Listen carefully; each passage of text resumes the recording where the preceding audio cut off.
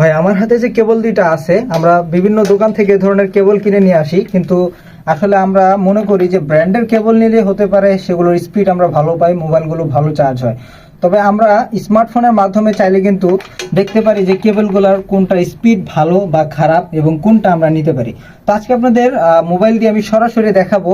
আমার কাছে দুইটা কেবল আছে, এই দুইটা কেবল দিয়ে আমি চার্জ দিয়ে দেখাবো যে কোনটার স্পিড কেমন। তো আমার কাছে এখন দুইটা কেবল আছে, আমি এর জন্য আপনাদের এই ফোন থেকে এটাকে আপনাদের যদি পরীক্ষা করতে চান, আপনাদের প্লে স্টোর থেকে একটি অ্যাপ্লিকেশন নামিয়ে নিতে হবে, এমপেরি। আপনারা দেখতে পাচ্ছেন আমি অ্যাপসটা অলরেডি আমার ফোনে ইনস্টল করাই আছে। তো এরপরে আমি প্রথমে আমাদের পুরনো একটা কেবল আছে, এটাকে আমরা এটার সাথে প্লাগ এন্ড প্লে করব। তারপরে আপনাদের দেখাবো যে এই কেবলটা মানে কতটা স্পিড এটার সাথে পাচ্ছে। তো আমি এটা জাস্ট পিন করে দিলাম। তো এটা দেখতে পাচ্ছেন চার্জ হচ্ছে। তো এখন আমরা অ্যাপসটা ওপেন করে দিলাম এবং এটার যে স্পিড সেটা আমরা এখন এখান থেকে যাচাই করব। তো এটা ডিটেক্ট করতে একটু সময় লাগে। তো আমরা দেখব যে এটা সর্বোচ্চ কত পর্যন্ত উঠতে পারে, মানে আমাদের বর্তমান যে কেবলটা এটা কতটুকু পর্যন্ত চার্জিংয়ের যে আউটপুট সেটা দিতে পারে। তো মোটামুটি 1 মিনিটের মতো অপেক্ষা করলে একটা ভালো ধারণা পাওয়া যায় যে এটা কতটুকু স্পিডে চার্জ নিচ্ছে।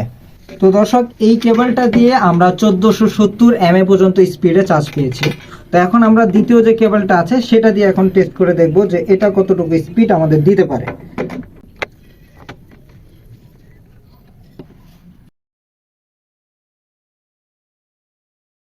দর্শক, পূর্বে আমরা যে কেবলটা ব্যবহার করেছিলাম সেটা দিয়ে আমরা পেয়েছিলাম 1470, কিন্তু এটা দিয়ে আমরা সর্বোচ্চ স্পিড দেখতে পাচ্ছেন যে 1600 mAh পর্যন্ত পেয়েছি। এভাবে কিন্তু আপনারা যে কোনো ডেটা কেবলের স্পিড কত সেটা কিন্তু আপনারা ট্র্যাক করতে পারবেন। তবে এই ক্ষেত্রে একটা কন্ডিশন হচ্ছে আপনারা যে চার্জিং পোর্টটা নিয়ে যাচ্ছেন সেটা দিয়েই টেস্ট করবেন, তাহলে কিন্তু আপনারা এক্স্যাক্ট যে স্পিডটা সেটা কিন্তু আপনারা জানতে পারবেন। তো আশা করি এই ভিডিওটা আপনাদের অবশ্যই কাজে আসবে যারা ফোনের জন্য ডেটা কেবল কিনতে চাচ্ছেন। তো ভিডিওটিকে সেভ করে রাখুন, এরকম প্রয়োজনে আরও ভিডিও পেতে আমাকে সাবস্ক্রাইব করে রাখুন।